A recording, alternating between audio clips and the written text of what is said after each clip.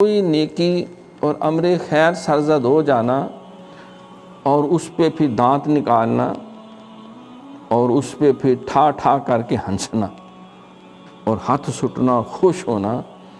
اور نتھنے پھیلا کر اس کی داد لینے کے لیے ہر طرف دیکھنا، اور نہ صرف بلکہ اس بنا پر کہ دیکھو میں نے ٹاپ کر لیا، میں نے یہ کر لیا، میں نے وہ کر لیا۔ وہ جس طرح ایک شاعر تھا نا، وہ کسی مشاعرے میں جاتا تو وہ مبارزہ کرتا تھا، مجلس میں جتنے سب پیر و جواں ہیں، دعویٰ نہ کرے کوئی میرے منہ میں زباں ہے۔ اب میں آ گیا ہوں تو جس نے دعویٰ کیا کہ میرے منہ میں بھی زبان ہے، میں صاحب لسان ہوں، تو اس کی زبان کھینچ کے باہر رکھ دوں گا،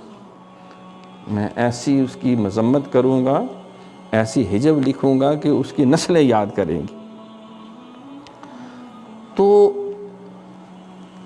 اپنے اعمال صالحہ کو بہت بڑا سمجھ، تو مجدد پاک فرماتے ہیں کہ یہ بہت بڑی بد نصیبی ہے،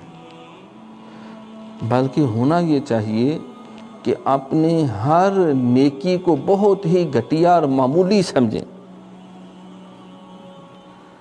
فرمایا کہ اگر نیکی پہ انسان کو تکبر پیدا ہو تو جو بڑے بڑے صلحاء ہیں ان کی سیرت کا مطالعہ کریں، پھر اندازہ ہوگا کہ کس قدر جو ہے